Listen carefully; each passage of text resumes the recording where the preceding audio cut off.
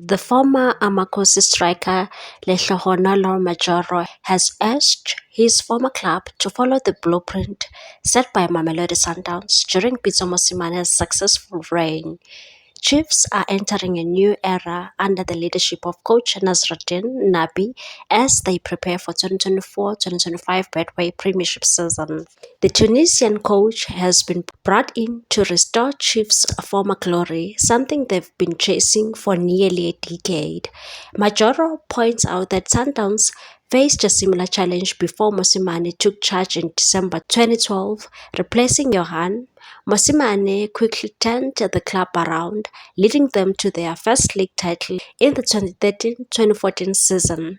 From there, Sundowns went on to dominate South African football, winning 7 consecutive league titles, with Mosimane's influence still felt even after his departure in 2020. Majoro believes that Kaizer Chiefs need to give Nabi the time to build a team in the same way Mosimane was allowed to do at Sundowns, and said it's important to let the coach settle in, recruit the right players, and work on his plan without expecting instant results. Majoro was speaking on Far Post and said, "We can learn from what Sundowns did under Pitso.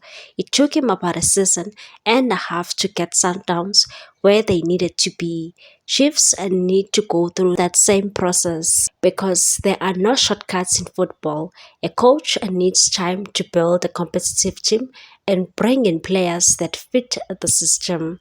Majoro also acknowledged the high expectations from Chiefs supporters but cautioned that success won't come overnight.